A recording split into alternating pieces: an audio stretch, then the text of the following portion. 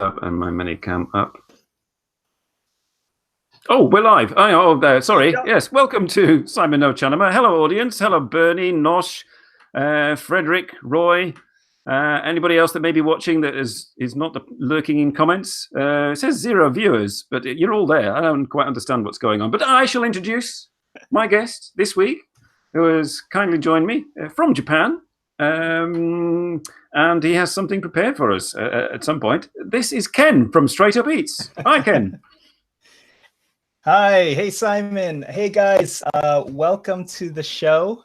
Well, I don't know why I'm welcoming them to your show. It is your show after all. But thank you so much for everybody stopping by and checking out the interview. This is my first time to be here with you guys. I'm super excited to chat with Simon. I think we got a pretty good show going on today. So yeah, take it away. I mean, I've seen the infographics that will appear later, which it's rather good.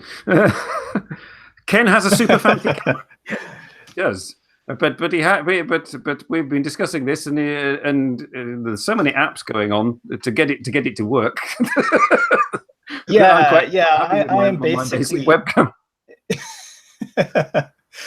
So I'm shooting with the DSLR right now, and it's a complete hacky method to get it up and running, because I don't want to pay money for software and hardware that would make it a lot easier and a lot better. So this is what we get. So it's okay for now. In the future, I may upgrade, but this is how it's going to be. So. How can one upgrade from a DSLR? Yeah. They're quite expensive pieces of kit. So, like 4K, like professional camera, basically. Right. You can upgrade by actually paying for software instead of using this weird method that I'm doing. Yeah. that would be a decent upgrade. First of all, it'll happen sometime in the future, but for now, I'm just going to go the cheap method. Hey, right. You haven't really. You've introduced us. I've introduced you as Ken from Straight Up Eats, but I should explain to those viewers who are not familiar with Straight Up Eats that Straight Up Eats is a food review channel, and Ken goes out for our benefit to Japanese restaurants, eats, and then reviews what he's eaten, and he finds the best thing. So it's a hard life, but if you go to his channel, you'll see what he's done so far. And that brings me to actually my first question. You've been doing this now, going out to restaurants and reviewing food for a while, but at what age did you first realize that you were a foodie? I would have to say that my love for food started from the day I was born. And I'm going to tell you something, and I mean this completely seriously. I literally cannot live without food. Like, I would literally die without food. So,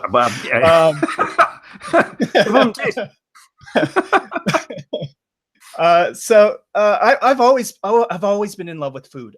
My mom has pictures of me, and the biggest smile I have on my face is when I'm eating something. One of my favorite photos is this picture of me like standing behind like a carcass of a roast pig, and I just have the biggest smile on my face. It's like greasy, like my mouth is just full of grease, and I'm holding like a piece of meat, and I'm just like, yeah, life is great. Like, I'm so happy that I was brought into this world. Any vegans who may be watching, sorry.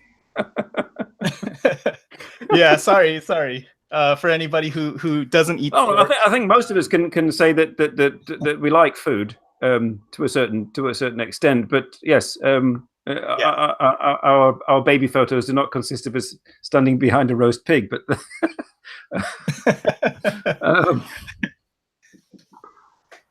Yeah, apparently my mom knew when I would be happiest, so she had the camera ready for those moments. And went out and went to the butcher's.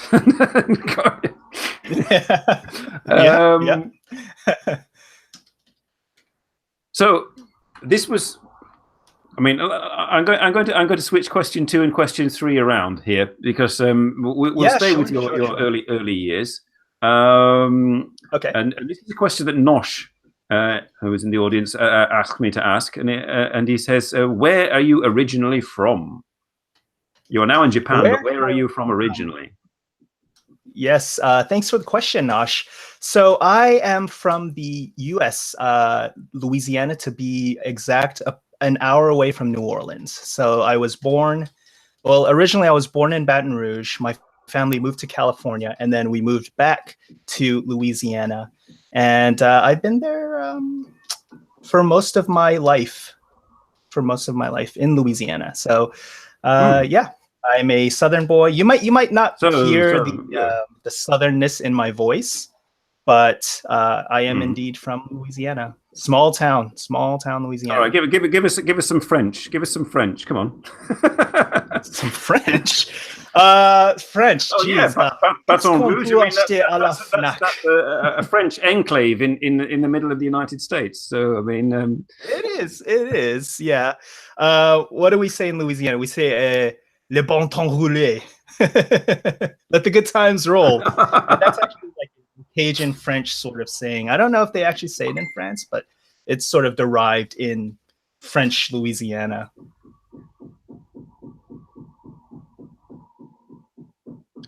Hang on, wait a minute. Nosh is saying straight up eats. When I said from, I mean his videos are so polished. I feel like Ken does some kind of video pro action work before making straight up eats. Yes, well, yes, we could go off on a tangent there and find out how it is that you've learnt such video making skills.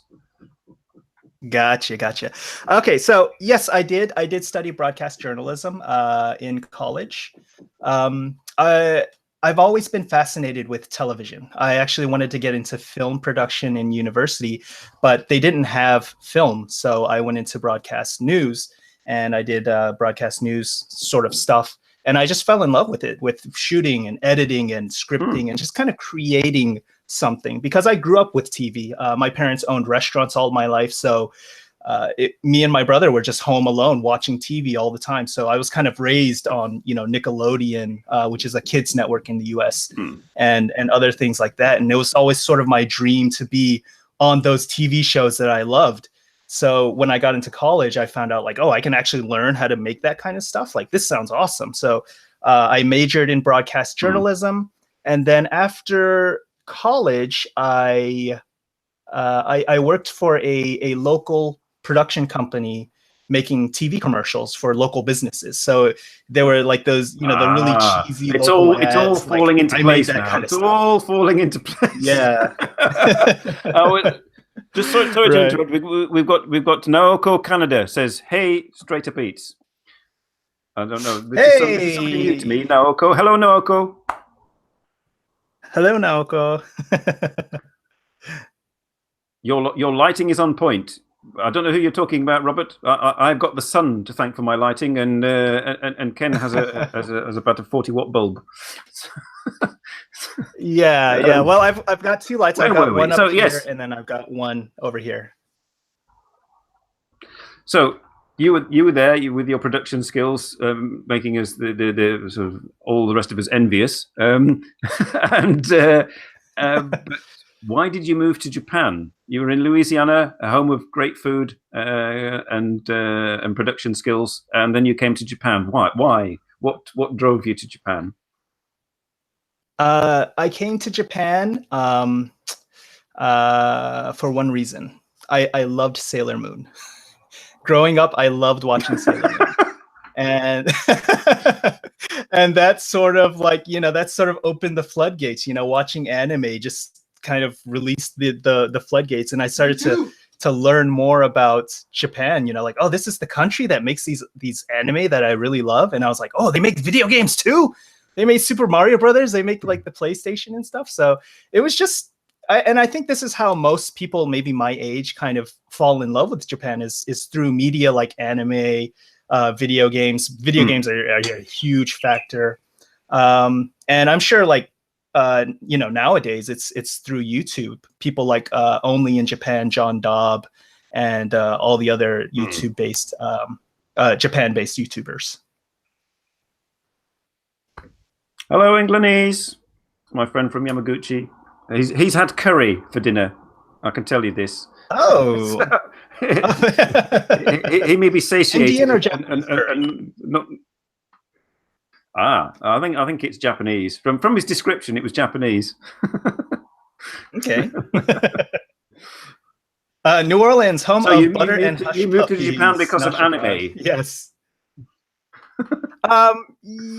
Yeah, basically. I would say that was the gateway drug. Was anime and video games. Yeah. And in college, I was part of a like a youth ministry kind of thing. So like when I was younger, I was like really into like religion and stuff. So I went with them to Japan for like 2 weeks, and we did a kind of like a little mission trip kind of thing. And that was my first time in the country, and I just kind of fell in love with it. And yeah, it was really awesome. It was so eye-opening to see just how kind Japanese people were. So I'm not super religious now. Like I'm not like against religion or anything, but I've certainly kind of become more secular in my thoughts and opinions.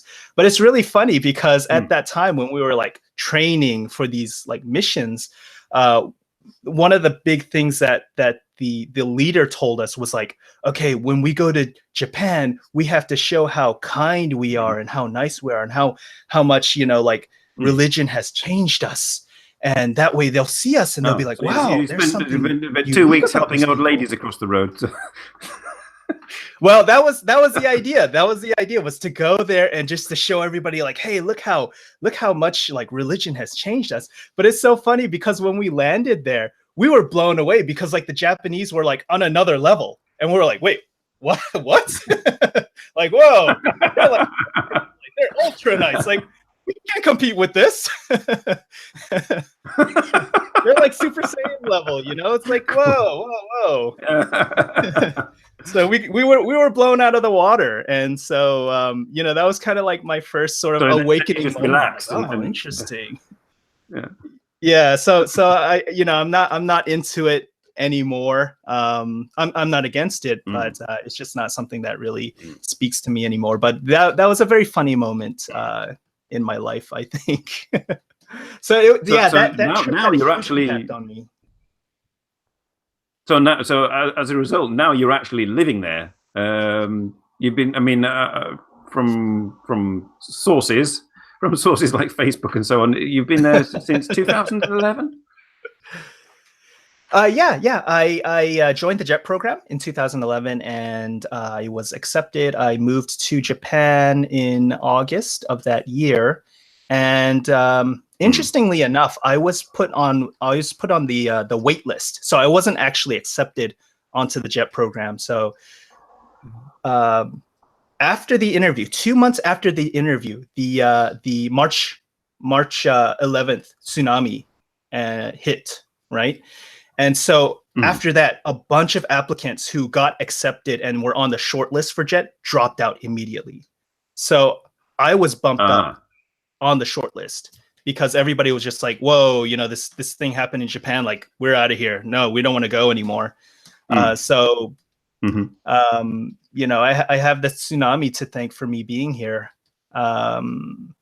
which is, it's kind of, it's kind of sad to think about it, but I'm thankful that I had the opportunity to be here. And I actually had a chance to do some volunteer work up in Sendai, where a lot of damage was, one of the small towns there. And it was just it was really humbling to see just how there was nothing in the town. There was it was literally flat, and then you could see the ocean, and it was just rubble. I remember we pulled into the town with the volunteer group, and there was just this giant stack of tires, and they said they had to move the tires because they were just everywhere. They didn't have anywhere to put it, so they just stuck it in this giant pile. And there was a destroyed the foundation, the foundational beams of a fire department, and a ship sitting right on top of it, right on top of the fire department. Oh wow. That was pretty bad. So yeah, we went there. We did some volunteer work. I got to meet some of the people there, and it was a really eye-opening experience. So, that event means a lot to me. So, I have it to thank for So me you're kind of like meshed. You're now quite sort of integrated into Japan. You've been there a while now, so you've learned to love not only the anime and everything. That's probably sort of morphed into loving the food. right. It's a logical step, right? Yes.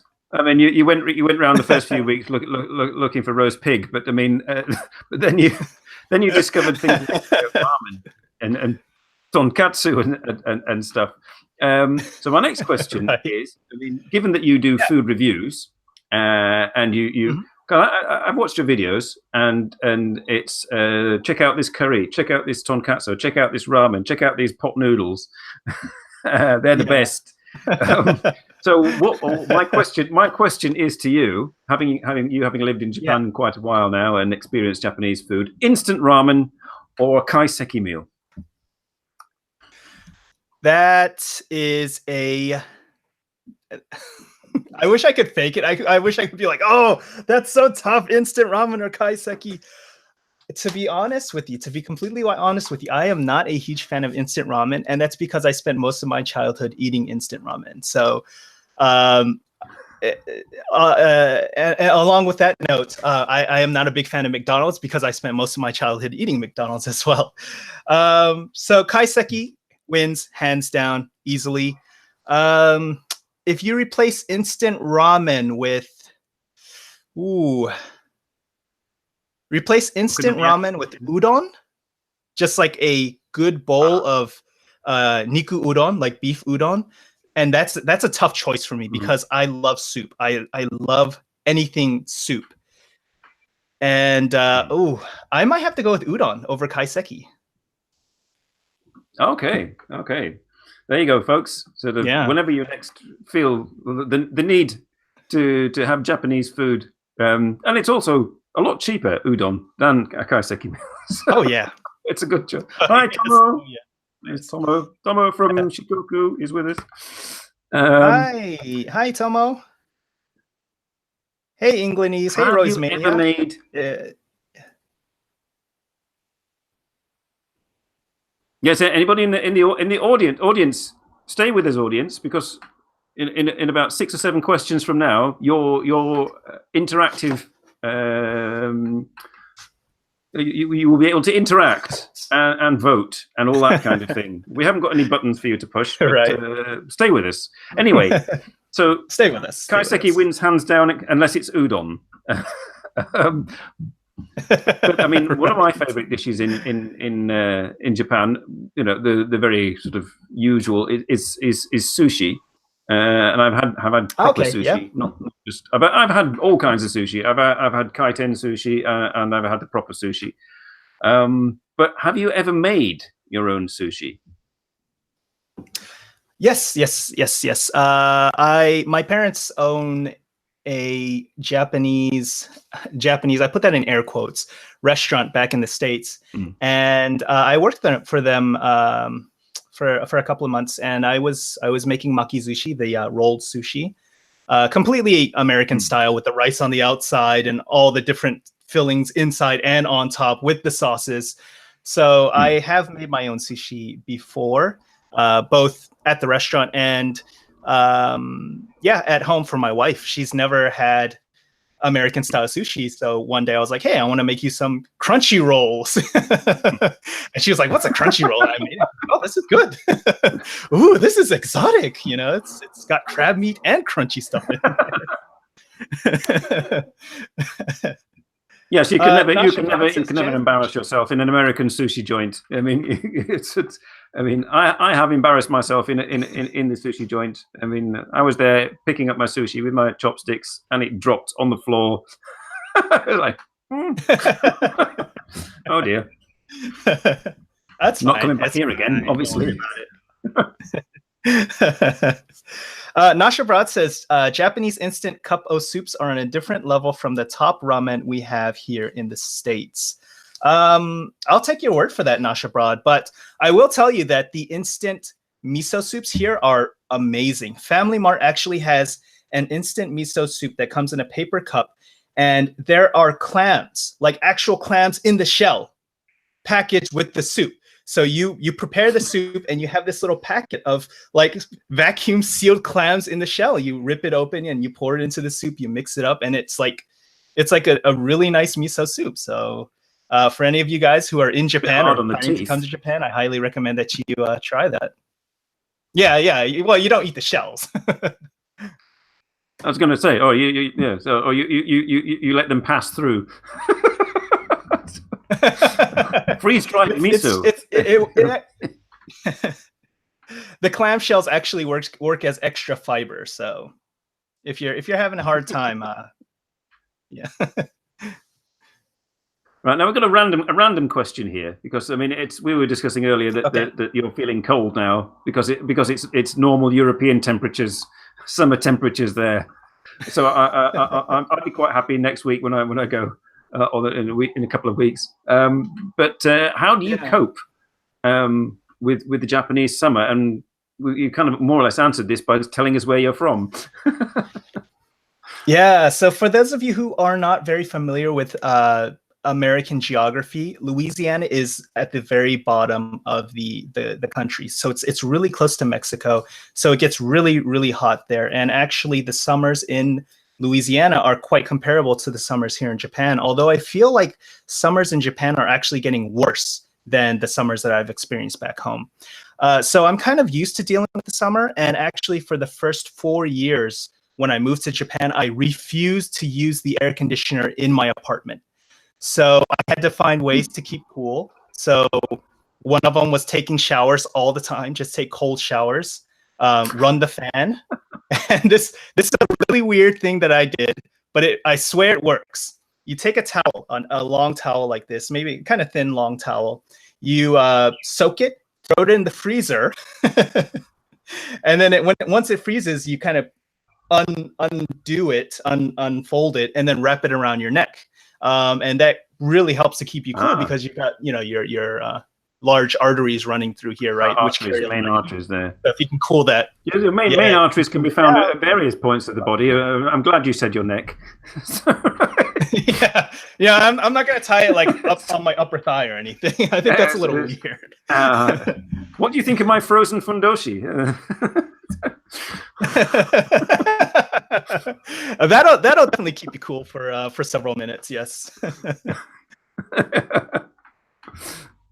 Now, I swear it's a lot bigger than this. I was just wearing my frozen underwear.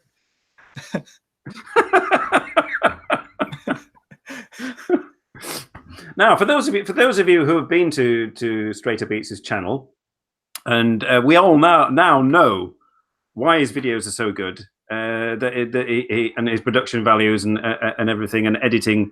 But we were just talking before the show started, and there's a change coming because I asked him how, and I ask again, how long does a typical video of yours take to make?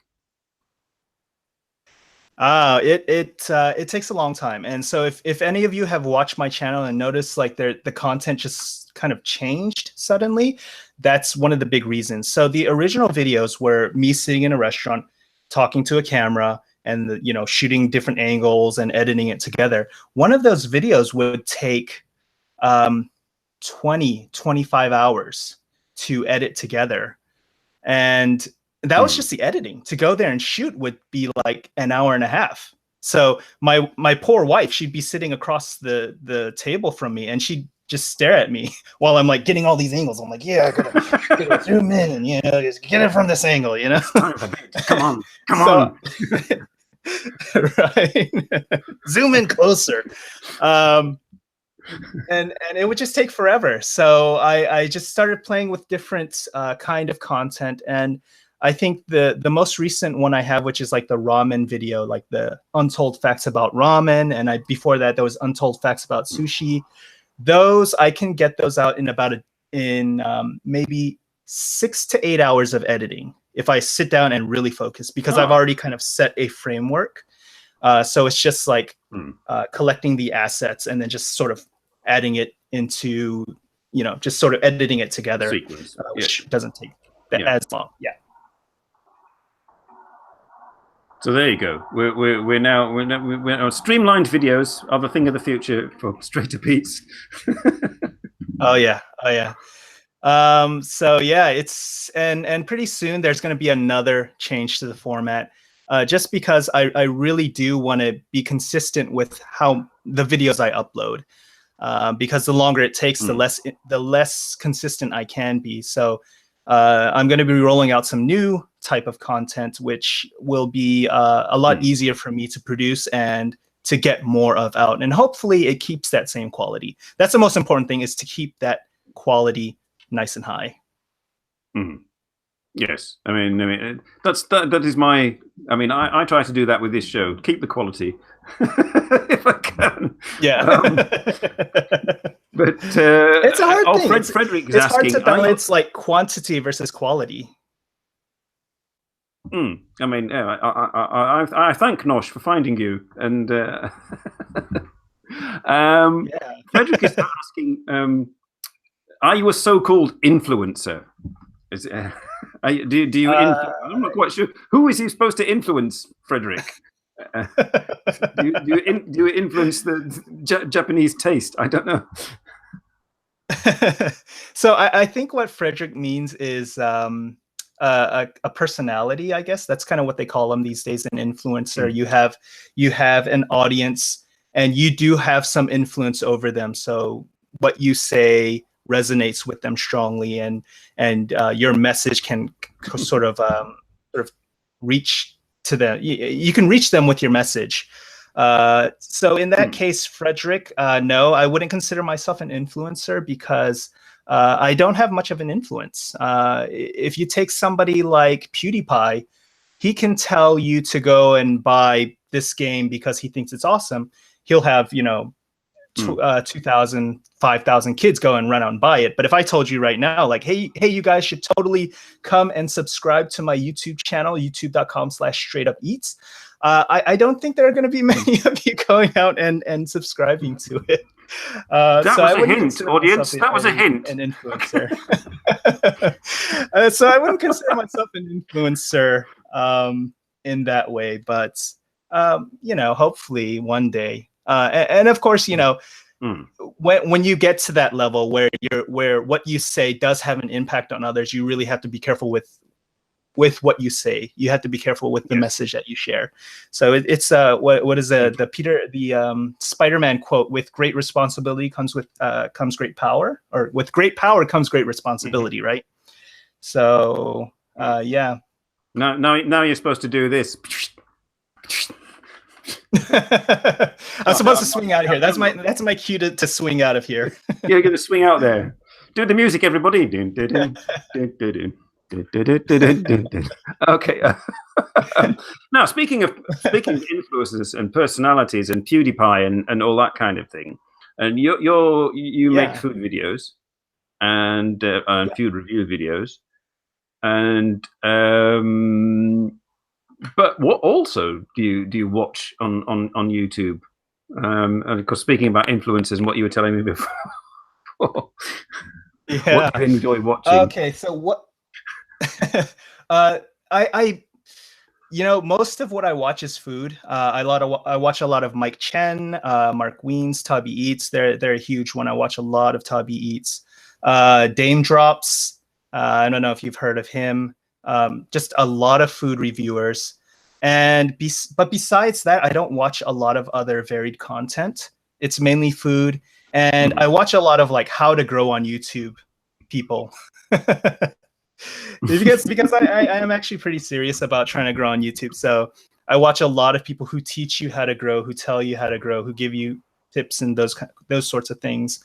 But besides that, not much. There is one vlog, one channel called Vlog After College. It's this guy who vlogs, and he has a corgi. Their videos are great. Very playful, very fun, very like animal centered vlogs, which I enjoy a lot. and his production quality is yes, really it's the equivalent. Yeah, it's sort of like the equivalent of watching cat videos, kind of thing. Yeah. Yeah, pretty much. Frederick says, "Oh, you watch Tabi Eats. Shinichi and Satoshi are very nice." Yes, I love Tabi Eats. I watch them all the time. Like, I don't get tired of their videos. I can just keep watching them over and over. Whereas like Mike Chen and Mark Wiens, I'll kind of burn out on them for a while and then I'll come back. Whereas Tabi Eats, I can just keep watching them back to back over and over and over. Oh, Frederick and I, we watch Eyes Munchies. So anybody out there, go and check out Eyes Munchies. She's a friend of Tabi Eats, actually. Oh yeah. I've seen a few of her videos. They're pretty interesting. Where were we? Oh, besides, yes. So we've established that your YouTube viewing is sort of career oriented, shall I say? But yeah, I'm sort of taking it a little more seriously than just a hobby at this point. Yeah. Well, for me, this is my Saturday afternoon hobby. So, but bear with me. Bear with me. Yeah. So, you make food review videos, right? And people, please go and watch them. And I was asking before, and I'll ask you again. Have you ever made a cooking video? Because I couldn't find any on your YouTube channel. But you say you have made them, and you have some queued up. I have. I don't know. I do. I have made some cooking videos.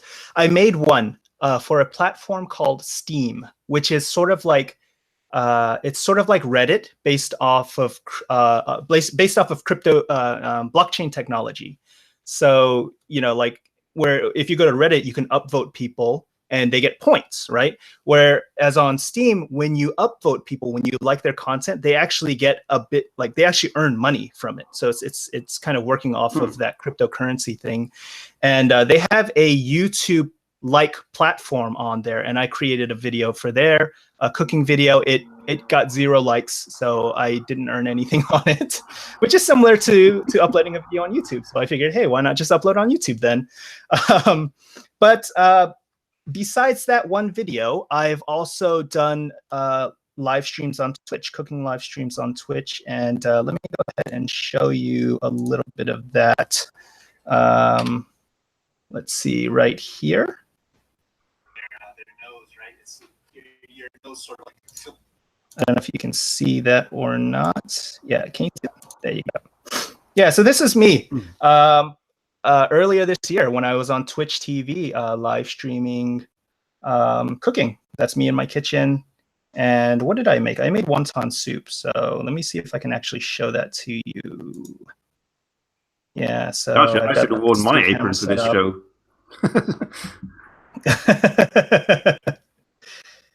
Yeah, so here I am cooking in my kitchen, and yeah, this was actually really fun, and it was just something that I just did spur of the moment, and it actually took off a little bit.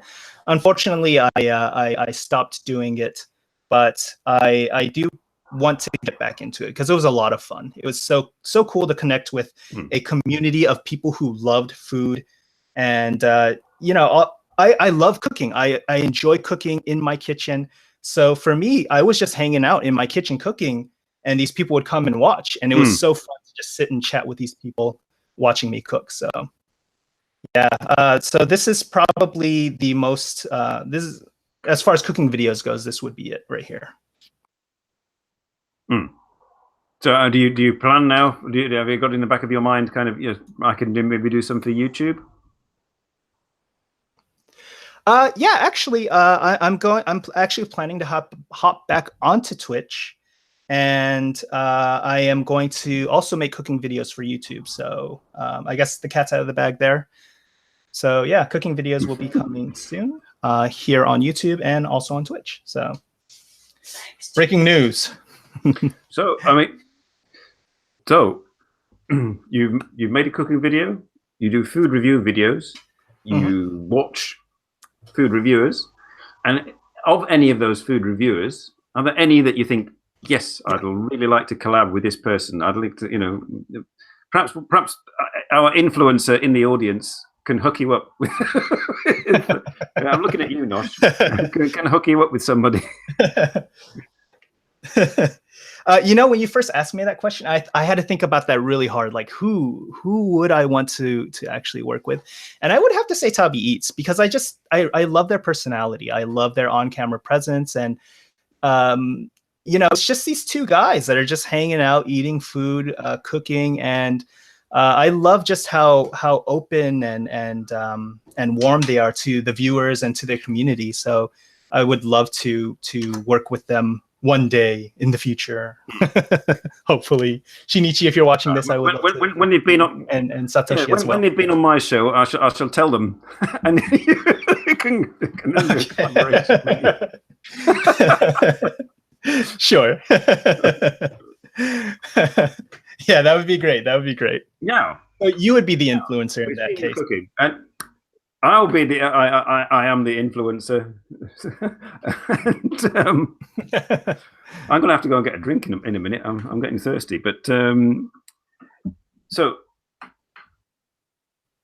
food, roast pig, ramen, tonkatsu, udon, a little bit of kaiseki, McDonald's, all kinds of stuff. Goes down one way.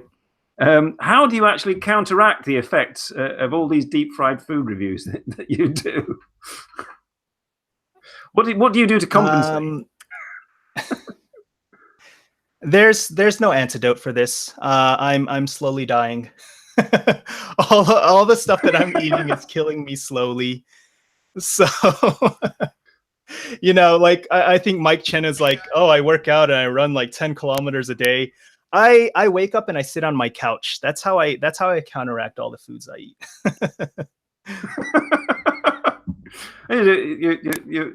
I mean, vegetables as well do not appear quite often in your videos. I mean, this is probably why Nosh watches you and has recommended you to me. Kindred spirit there. Look, San Francisco. Right? No, I love vegetables. I do, but how exciting is it to watch a guy eat a head of lettuce on YouTube? I mean, that would be. we should find out. Eat a head of lettuce. If we have a head of lettuce, I'll take it and I'll bite into it right now, because that's probably really interesting. But I mean, like showing a salad, like here's a salad, there's a tomato on it. Dressing, it's not that exciting, it's not the kind of stuff where people go like, oh my gosh, wow, I need to get some of that. Showing vegetables, that's like motivation for fit people. That's like fit people food porn, and it's not even really food porn for them, because they're like in front of their friends, they're looking at the salad pictures and they're going like, yeah, this looks so healthy. But when they're in the bathroom alone, they're looking at that greasy hamburger with the cheese just like oozing out of it. I'm just trying to imagine now, sort of like hamburgers in a bathroom. It's sitting on. I'm just going to the toilet, dear. Englandese says we're all slowly dying, so you might as well eat what you want. We are. So you might as well just enjoy it. Just enjoy the ride, all the way to the emergency room. And I do. I mean, I actually missed this morning. I had to go and get a haircut. So I missed going to my usual chocolate shop to get my coffee and chocolates. Belgium being home of chocolate. But Japan, I noticed when I've been there, you can get sweet stuff. You can get desserts. I can go and get French pastries, Danish pastries, cakes. But it's all kind of, it's made there, but it's kind of it's not traditional Japanese. And this is something I noticed. I have my meal and think, where's the pudding? Do the Japanese have a signature dessert, or are desserts in Japan not a really traditional thing? That's a great question. as far as desserts like that you would eat like right after a meal, I don't think it's a very traditional thing. Fruits would be very common to eat after a meal, but I'll have to ask my wife. So, do Japanese people traditionally have they eaten sweets after dinner, or was it mainly just eating fruits? That's a good question. Oh, she doesn't really know either. Traditionally? So like back a long time ago. I don't think we had any sweets or dessert. Okay. Just a seasonal fruits, I think. Right. Okay. So I guess like the tradition of eating desserts after a meal, it's not really something that Japanese people did. They would mainly eat fruits, something light and refreshing after a meal. So yeah, fruits would be the most traditional. Your mochis and all those kind of things, those would have been a tea time snack. Warabi mochi, water mochi. Yeah. Warabi mochi. Have you had warabi mochi before, Simon? Is that the sort of the sort of clear mochi? Is that the one? Kind of like a it's like a the jelly clear mochi, kind of thing. And they put the brown powder on top of the kinako powder. If any of you in chat have ever had warabi mochi, put a hashtag mochi so we can see how many of you have tried warabi mochi before. So I've had well, I mean, what's that? Taiyaki? Is it taiyaki? That kind of like doughy fish-shaped cake, filled with either bean paste or vanilla. Yes, I've had those kind of things, and mochis and the dango. But yes, I didn't come across much in the way of desserts when I had regular meals. No. Rice balls with bean it's paste. quite rare. Rice balls with bean paste. It's basically rice balls with bean paste. Totally ASMR.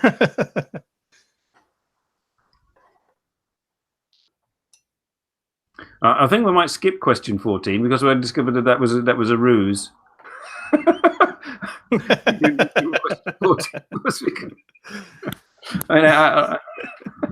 So we'll move on to question 50. I'll get questions now. Okay, we can go to question 15. Yeah, that's fine. Yeah. So you cook your own stuff. And I have heard that the lady sitting next to you likes the fact that you cook your own stuff and doesn't have to go out because your stuff is better than the stuff in the restaurants. You don't have to put on pants. You can just enjoy it in the comfort of your home. Yeah, what did he say? You can wander out without pants. You don't have to put on pants. You don't have to put on pants. Okay. Right. I should have to knock on the door first when I come round to your. It's me. Yes. No, please do because when the Amazon delivery guy comes, it's always like a mad struggle for me. Like I'm like, where are my shorts? Oh, geez. Trying to find some shorts or some pants to put on before I go and open the door. So yeah, make sure you knock and if you have to wait a couple of minutes, it's fine because it's normal. It's yes. You got to finish what you're eating and then put your pants on. So yeah. So you do go out one thing to at eat. a time. I mean, yes. I mean, when you need a break, you do go out to eat. Let me put a spin on that question. When you do go out to eat, are you then super critical? Yeah. What put on your plate in front of you? No, to be honest, I eat anything, and I've just been like that since I was a kid. I just eat everything, even if it's terrible. I'll eat it, and I'll be like, "Oh, this sucks. Oh man, can't believe how bad this is. Oh god, and I just keep eating it." There are very few foods where I'll just be like, "Oh, I can't finish this," and push it away. Like I'll just keep eating it, even if I think it's gross. So my sister, she's always like, "Why do you do that to yourself?" And I'm like, "Well, I don't want to waste food." people take the time to make this disgusting tasting food. I might as well just finish it off. And so they've called that action of just like brute force eating something that's disgusting, winging it. And because my middle name is Wing, so they're just like, oh man, this is terrible, but I'm just gonna wing it. I'm just gonna force it down my throat. I'm just gonna wing it. Now, Nasha Broad says Ken is my spirit animal. Thank you. I'm getting dizzy. This is like NHK Food Festival going on in the background here. I'm getting quite dizzy, so I'm going to go briefly back to my living room and get rid of that one. But this is the time. I don't know whether yours is all prepared. Mine's in a cool box behind me, and I may need time for decoration. But I think it's time for the infographic. Okay. All right, so go ahead and prepare what you need to prepare, Simon. And I'll just give everybody a little background. So yeah, you take care of the audience. I'll take care of it from here. Your interaction will be required shortly, but I must go and prepare. So before, while we were setting up this interview, Simon was talking about we were just kind of chit-chatting, and he was like, so how difficult is it to actually review food? And, I told him, you have to be, you have to be a wordsmith. You have to be able to paint a picture in the person's mind about how the food tastes. Because if I'm sitting here and I'm eating something, all you can do is see it. You can't smell it, you can't feel it, you can't taste it. So I have to use my words to bring that image into your mind. And Simon was like, well, I've watched your videos and I don't feel that way. The way you describe food actually doesn't make me feel like I'm eating it. It doesn't make me want to eat it. So he's basically criticizing my reviewing skills. So I put Simon up to the challenge. And we are going to have something called the what do we call it? Food face-off. Food review face-off. So what we're going to do is we're going to try something that is not very delicious, but we are going to use our words and our wit, our emotion to sell you this food. And I want you guys, after we're both done, I want you to vote in the chat which food you would want to eat based off of our reviews. Okay? Ready? So, he's almost ready. Simon, grab a coin. Grab a coin. All right. I don't think he can hear me. I think he was wearing headphones. But we're going to flip a coin here. If I have a coin, I don't think I have a coin. We have the infographic. It was up and it was gone. So you missed it. Sorry about that, audience. Okay. So I don't have a coin, but I am going to flip an SD card. So we're going to flip this SD card here, and we're going to see heads or tails. So Simon, do you want heads or do you want tails? I shall have heads, please. All right, so let's go ahead and flip that. Okay, heads. It's heads. Have I won? Up, my friend. I'm up. I shall then transfer to this delightful item that you see before you here. This, ladies and gentlemen, is, if I can, yes, just rearrange my parsley. This is a wonderful, creamy, soft, delicious block of tofu. I bought this specially yesterday, and I can assure you that it probably tastes delicious. In fact, there's a small piece here, and I shall attempt to prove it, because I didn't bring a fork because I forgot. It's very slippy, and it wobbles a bit. That's my finger. Excuse me. I shall eat the tofu.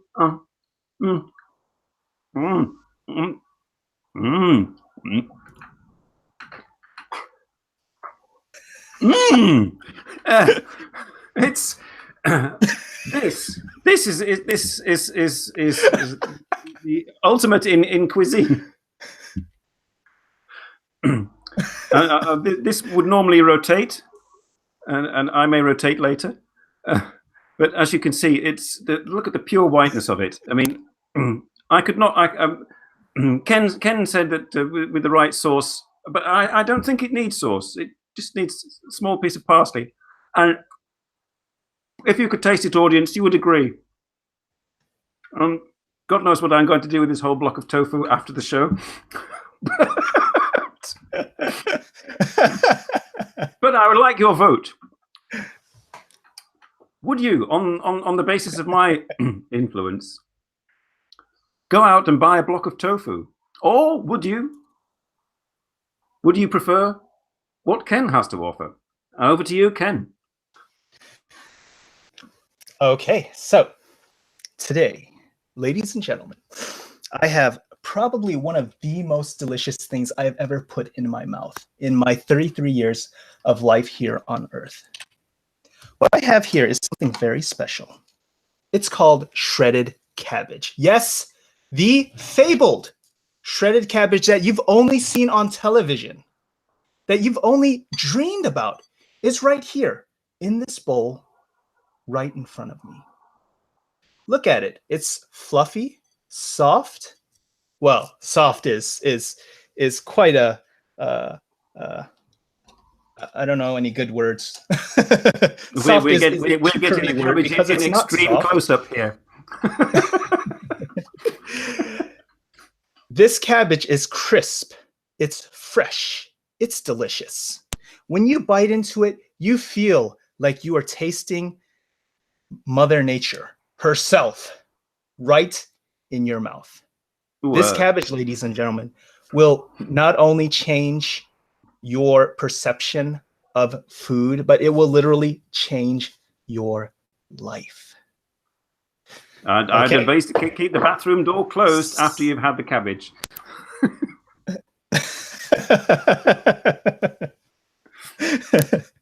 No trash talking. No trash talking. I must say that is a close second. Cabbage is a close second, but tofu is multi-purpose. I mean, I could use this to oil the wheels of my car and eat it.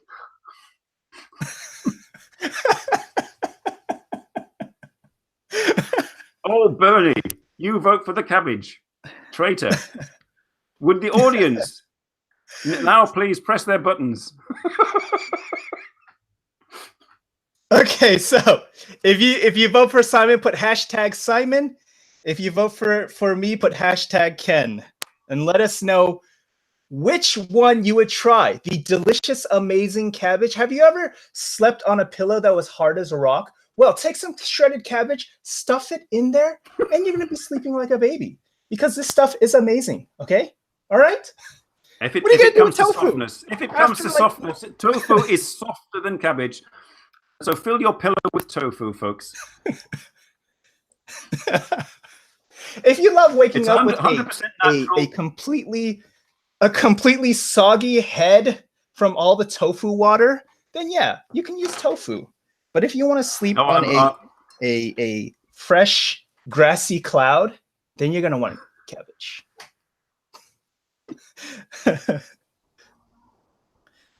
Okay, so dear. ladies and gentlemen, I'm losing here. Come on, there's 9 viewers, and 3 have voted against me already. Come on, folks. Tofu, you know you love it.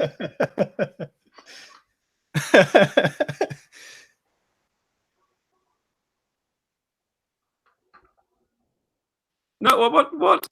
Neutral vote, Frederick. Oh, come on. we got a neutral vote. He's from Switzerland, so I mean, yeah. Frederick's an undecided.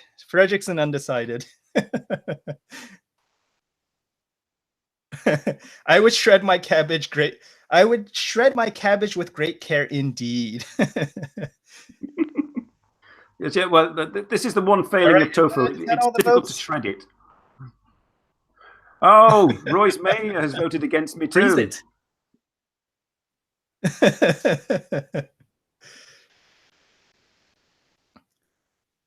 Are the votes in? Is the count in? I think. just judging from comments so far, and we've lost some viewers who have been put off by tofu and cabbage. the cabbage just won. I should up my skills. All right. Yay! Thank you, everybody. I mean, cabbage will literally anybody in the audience change know your life. how long I should leave uncooled tofu before I can eat it? I mean, is it safe? Because it's quite warm in this room.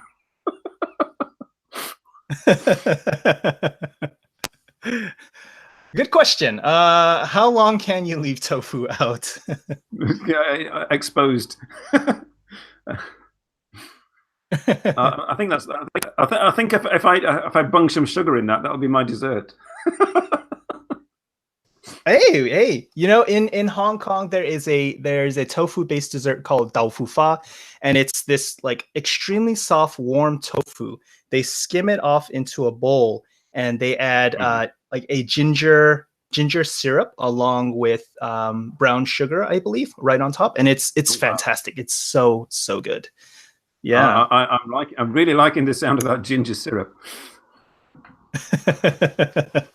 So as far as versatility goes, tofu is the versatile Wins one. over cabbage. Oil your wheels. But as far as visual appeal, is a bit less.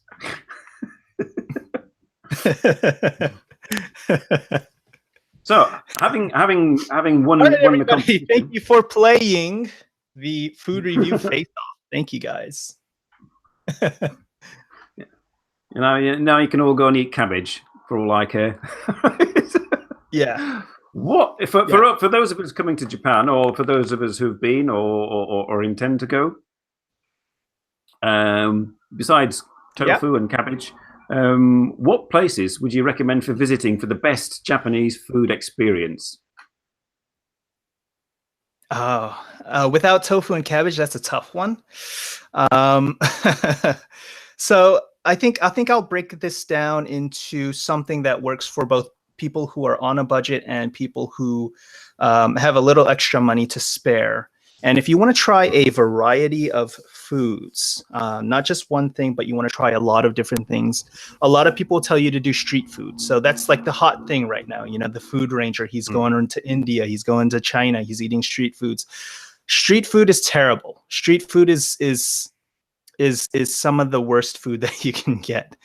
Even in Japan, some of the street food is not that good. So if you want to try a variety of high quality food, go to a department store. If you're in Tokyo, if you're in Osaka, go to a department store, because it is like a street food market on steroids. It's clean. It's the quality is super high. You're in an indoor air conditioned environment, or heated if you're in Japan during the winter. It's just a nice place to be, and the food there is just hands down some of the best that you can get in Japan. There's a reason why the highest quality fruits, the highest quality meats are sold at department stores. Well, there you go. I mean, I've been through one of those sort of underground. There's one near Tokyo Station, I believe, where you, and also the Mitsukoshi building. Does that have a food department underneath? I'm not quite sure, but probably does. They're usually. But I've been through something like that where it's stall after, as you say, it's clean, it's well presented, and but I think it was just a little bit beyond my budget. I mean. Yeah, but it's very. I mean, even if you don't eat anything, it's just good to go to for an experience. Now, speaking of beyond budgets. Oh yeah, sure, for sure. Also in Japan. I mean, I in times I've been to Kyoto, I've been down Pontocho because I like it. I like the sort of cozy atmosphere.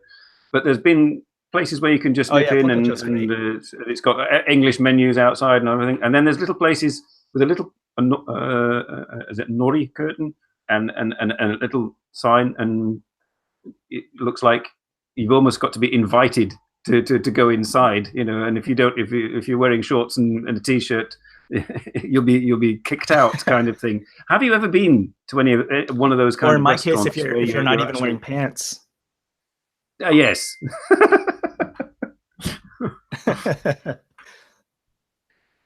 So yes, have you ever been to anyone like a restaurant like that, where you've got to almost be dressed formally and be invited by known guests, kind of thing? No, I never have, but I would say the most exclusive place that I've been to, it was so exclusive that I had to marry the daughter of the owner to be able to eat inside of that place.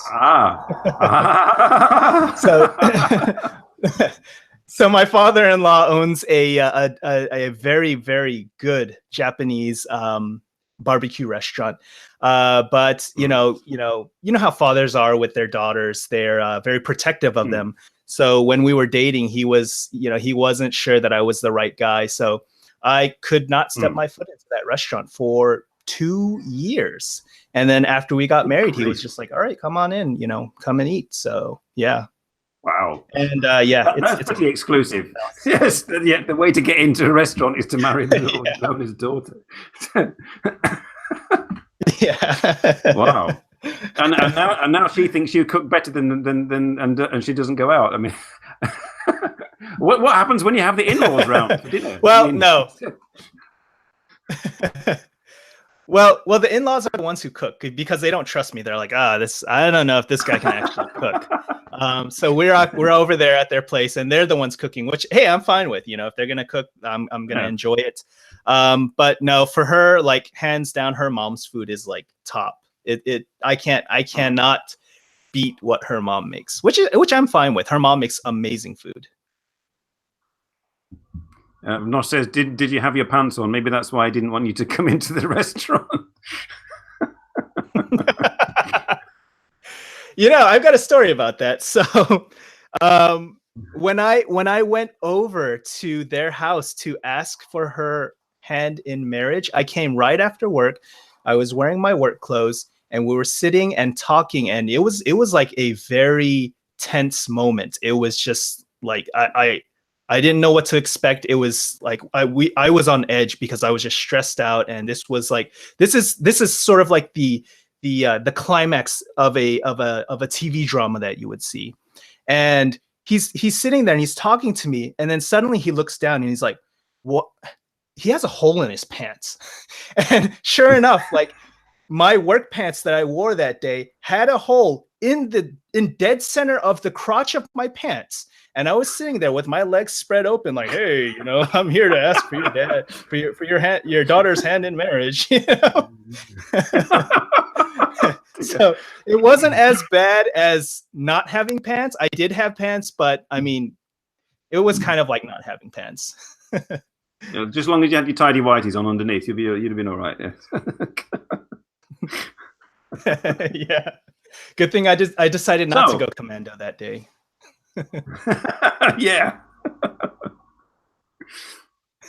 So we're getting towards the end of the show, and I have a serious question for you. I mean, one that all lovers of Japanese food and Japan and Japanese culture need to know if they're coming to Japan. So, are you ready? Okay. Yeah. Okay. The question is: Cheerios and pancakes with syrup, or Japanese breakfast with rice, pickled veg, and fish?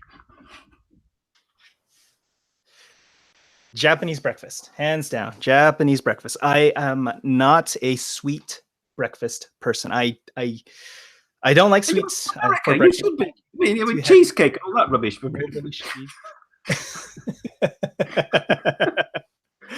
I used to eat Cookie Crisp when I was little, and I think the tagline was like, "It's cookies for breakfast" or something like that.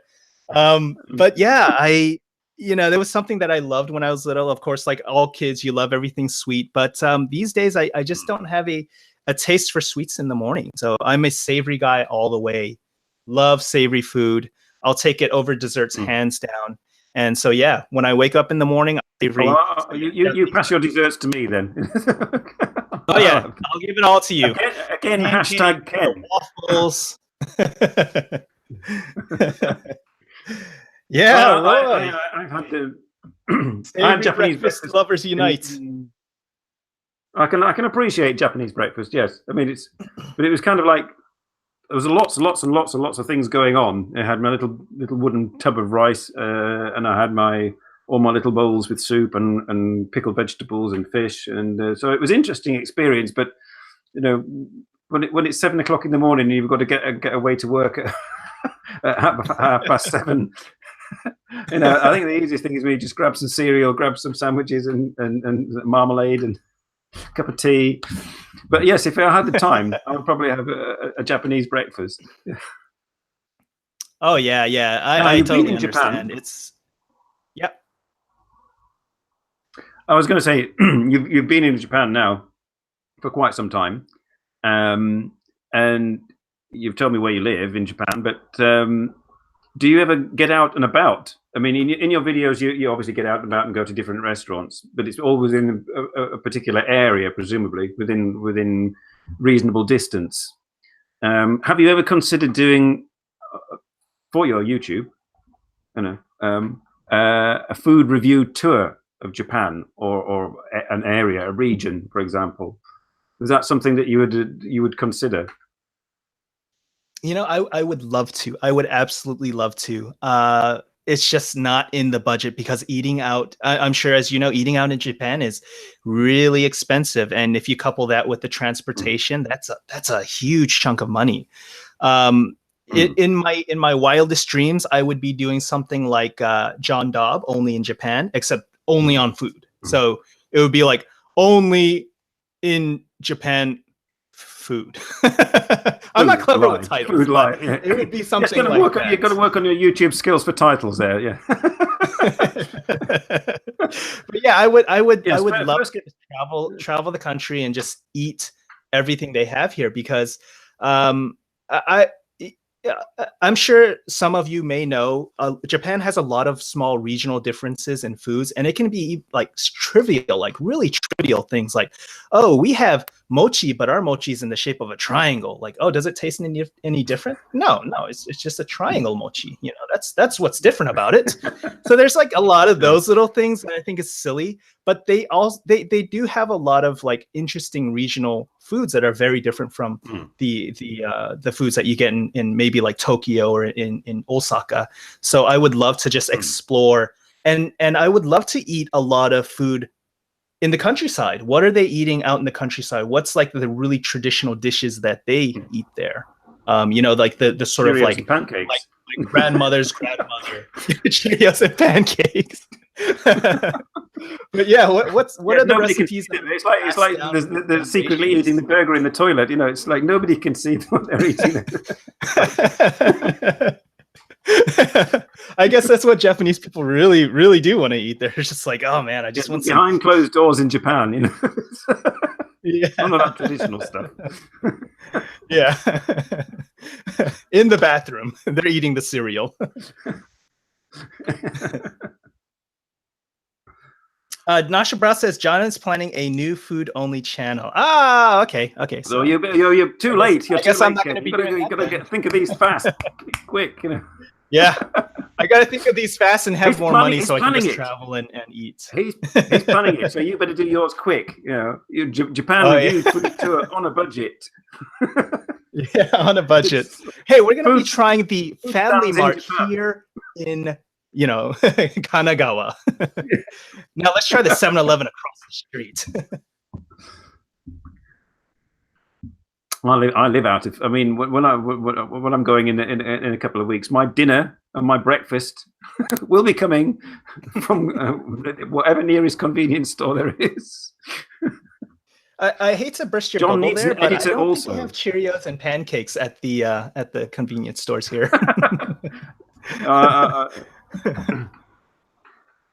I'd say I always have a rice ball and a banana and a fruit drink for breakfast. Hey, there you go.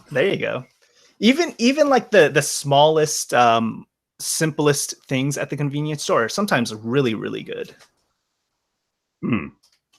I enjoy going in those, even just to look around. Oh yeah, for sure. You may not want a Pop-Tart. No, they're a bit hot. I bet you miss Pop-Tarts, he says. Oh, Nasha Broad says, why not partner? John needs an editor also.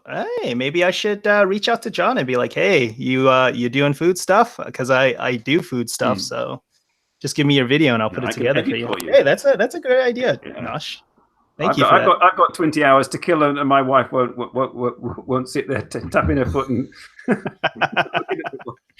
I've got 10 boxes of Cheerios and pancake batter mix in the cupboard. I'm good. Like I can sit here and just bang out videos all day. Call me John. Hey, I'm ready. Rodri, you made it, or you were watching all the time. I don't know.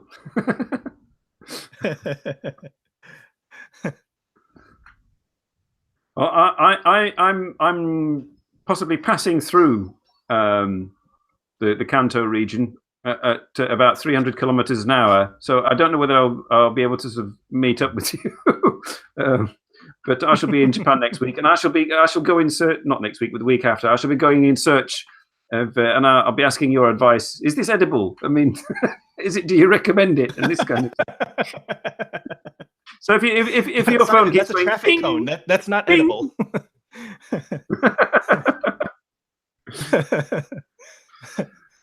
Well, that about wraps it up for the show, I'm afraid. I have to go and make sure this tofu doesn't crawl away on its own accord. Go back. My tofu is still there. Hey, that's it. And my parsley. That's another vote for the cabbage because it's still holding strong. It's still shredded right here, right in the bowl.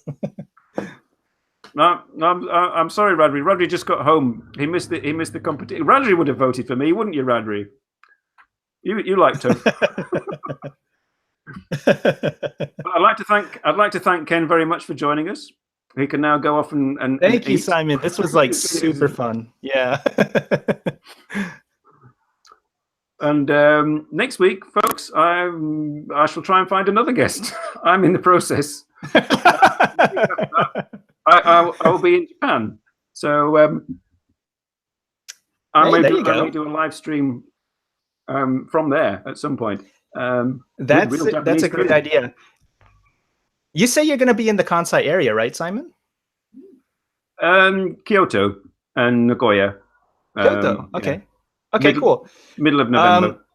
Send me a message when you're in Kyoto because we can totally meet up. And if you want to do like a live stream, I can do it. I've had experiences going out and doing like IRL in real life live streams. So yeah, we can totally do one out in Kyoto. I shall bring my pants. Yeah.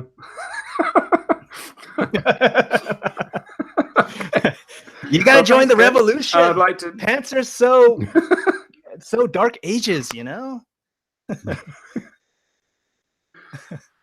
Thanks, everybody, and go off and enjoy your cabbage, traitors. I shall see you next week. Okay. Yeah, thank you everybody for stopping by and watching. It was so fun having you. I'm so sorry. Like we couldn't get to you guys in chat. But it was so awesome to see you guys chatting. Like we were reading the messages. It was just like, going back and forth doing the interview. It's a lot to concentrate on, isn't it? Like you just got to go back and forth. Yes, I mean I got full tabs trying not to miss the messages. Yeah. Okay, guys. See you next week. Thanks, Ken. All right. Yes. Bye. Take care, guys. Thanks, Simon. Take care.